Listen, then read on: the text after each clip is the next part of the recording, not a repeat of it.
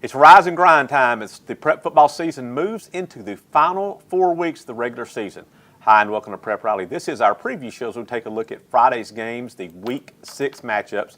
Also during today's show, we will recap Springdale Har-Ber's big volleyball win on Tuesday night, and we'll also bring you a special feature on Rogers High's Colin McWhorter, who has played a huge role in the Mounties' fast start to the season.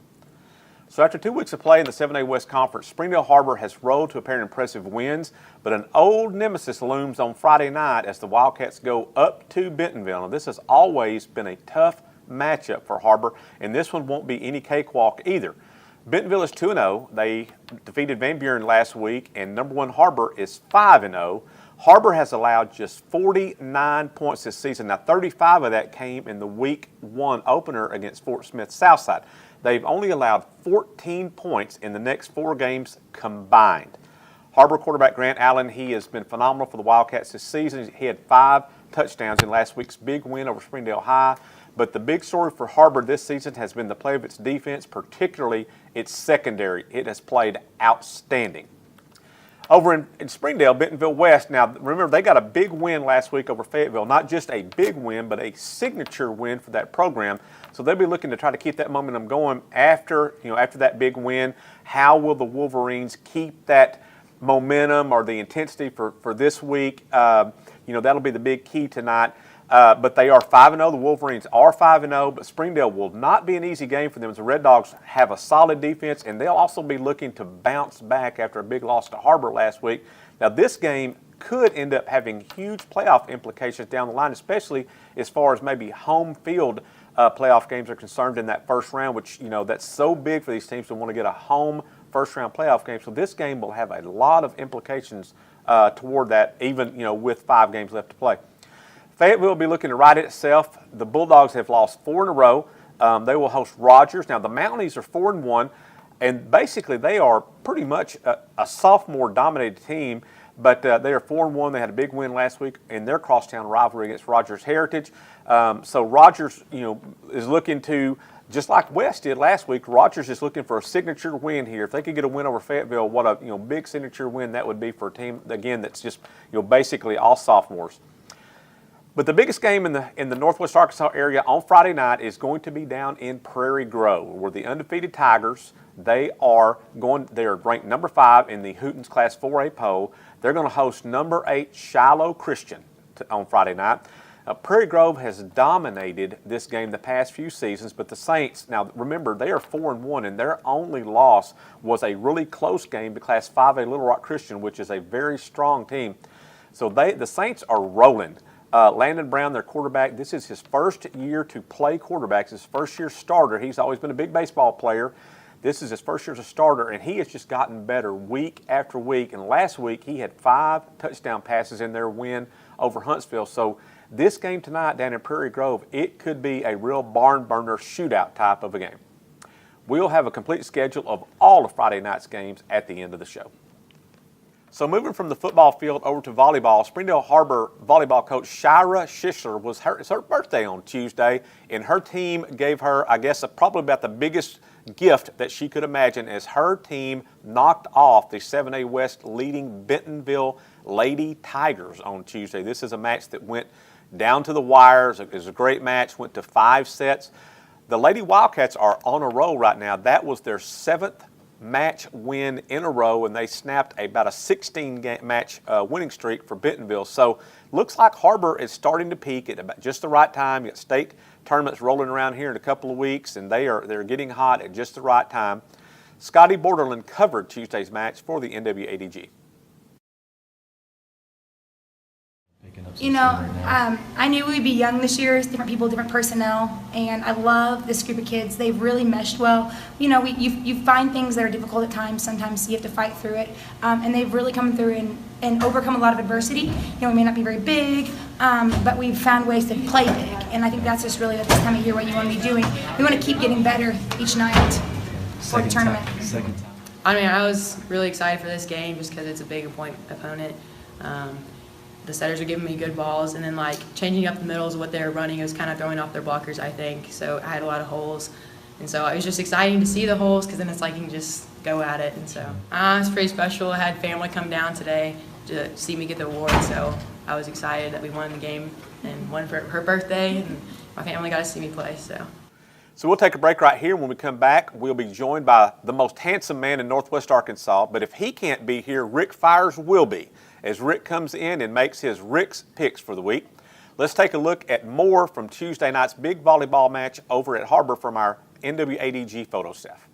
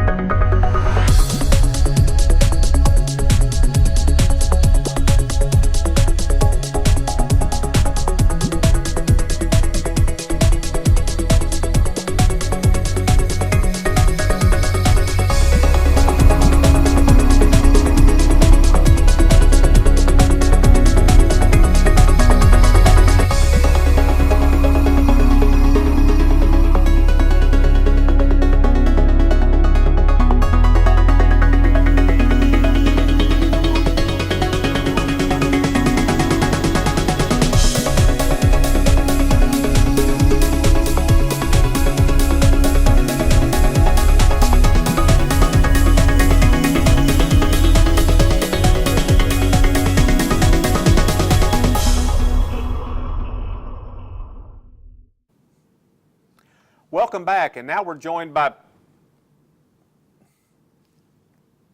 Rick. Now Rick Fires. Rick. Has anybody seen Rick? Have you seen him? Yo, Rick. Rick. You in here? Rick. Here he is. Look at this, man. Oh, man, well, I'm getting dialed up here, man. I got to be looking good for my appearance. I like I never found you. Yeah. I should have looked here first. I'm hurrying. What? What's the problem? Oh, this thing wasn't working. What's wrong? Did the paper come out? No, it won't come out. It's broken. Oops. I know. Sorry. Here we go. You know I'm not mechanically inclined. Here we go. I'm not good at that kind of... Those paper towel holders can be tricky. I know.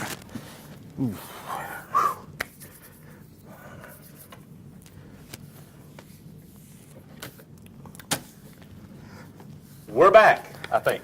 Yes. Good to go? I'm ready. I'm good to go. All right, we are here with, what'd you call it? Not handsome, but Ruggedly handsome. ruggedly handsome. Ruggedly handsome. The ruggedly Ruggedly Ricky handsome, Fires. yeah. Here we go.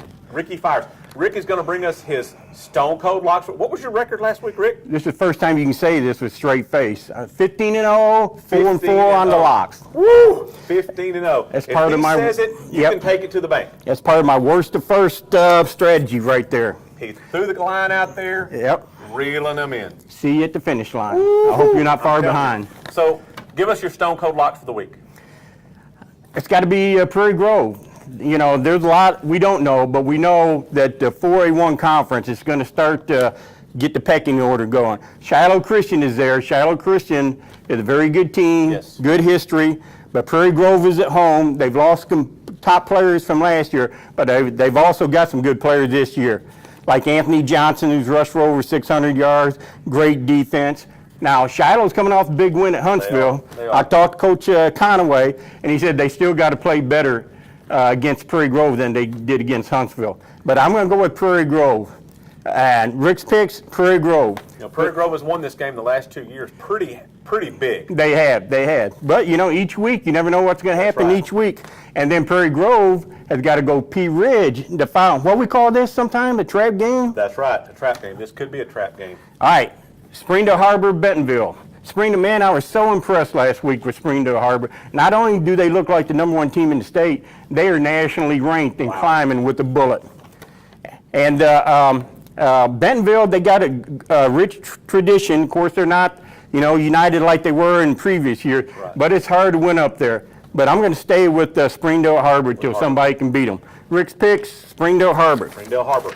All right, let's go You know what? Let's go Fayetteville and Rogers High. Rogers High is 4-1, I They think. are 4-1. Now, what? Fayetteville's lost 4 in a row. They've lost 4 in a row. That sounds inconceivable, but hey, if you're going to try to count Fayetteville out of the picture, don't do it. 6 teams get to make the playoffs. That's right. So Fayetteville can still get in there. Fayetteville won state championship a few years ago as the number 4 seed, but the winning, it's got to start this week. I'm taking the Bulldogs at home. All right, here's one a lot of people aren't paying attention to, but since I've been at the bottom of the pick'em poll, the standings, Van Buren and Rogers Heritage, you don't want to finish last. This is the winner of this one avoids the cellar in the 7A West. Yes, you don't want to finish last in anything you do, and I love these guys, but not the most talented teams, but I'm going to go with Van Buren. Van Buren. So I think Van Buren, Rick's pick's going to go with Van Buren on that game. Boonville. Boonville is playing at Dover. Our boy Henry Apple's alma mater. He wears that Dover Big D. He wears that big Letterman jacket. Is that what that stands for? I think so. Oh, okay. Maybe for you it wouldn't, or me either. Yeah, no, it Mine wouldn't. stands for Big Dummy, but Oh, yep. Now, Boonville hopes to avoid a letdown in this game and because you know what? And you're right. Well, that was a big win for them last week to go to Oh, Ozark Ozark. get a win. So you're right. They do have to avoid that. I remember when I played, we won a game, we partied for 3 weeks. You can't do that again in this game. When I played, we won 1 game. They had a parade for us, I think, when we won our one game Out of how many? out of 10. Oh, ooh, that's Had we that's win that one, it was a miracle. So that's kind of a trap game. So Boonville, they're a very good team, and Dover is better than a lot of people think. They're coming off a shutout against Subiaco Academy. So Boonville barely won last year's game. They did. 21-14. Close game. So Boonville, you're at home. I think you would take care of business. Rick's picks is going to go Boonville. Bearcats. Bearcats all the way. You know what? That's 4. That's 4 locks for week 6. Rick's picks, Rick 6, pick 6, whatever, however you say that. Whatever you think, I'm going with it. Yep. So, and that's it There you have it. for week 6. Take it to the bank. The Rogers Mounties have quietly put together a solid season, winning 4 of their first 5 games to start the season. They're 4-1 heading into this week, and one of the main reasons for that success has been Colin McWhorter. He has been a key playmaker for the Mounties this season. Paul Boyd has more on this Mounties senior in this week's NWA DG Spotlight. I'm always thinking about my team first and my school first before I think this could be fun or cool. I think one of the most important things is definitely keeping on the path that the seniors set for us last year. I remember Grayson Lee and Max Horton and Jeb Brain just telling me that they would give anything to come back to this game because it's the greatest game in America. You want to take care of it and cherish it. And they told me that this needs to be my focus outside of school or else I'm going to miss it more than anything, more than high school. Porter is our leader. Yeah. He's the leader of the football team. Dusty Sherman's done a great job trying to lead the offensive linemen, but we kind of go, that's Colin McWhorter. He's the one that sets the tempo. He doesn't have to be a raw guy. You can watch him in pregame. You know, he enjoys the game. He enjoys the competition. He enjoys practice. So for more on this story, be sure and get a copy of Friday's Northwest Arkansas Democrat-Gazette, where Paul will have a full story on this. So that's it for this week's show. Be sure and check out more prep sports at NWADG.com, also ARPreps.com, and of course daily in the Northwest Arkansas Democrat-Gazette. Also be sure and follow our reporters every Friday night at the games that we cover and also volleyball matches that we cover on Twitter. We bring you constant live updates from those games. So thanks for watching, and we'll see you next time on Prep Rally.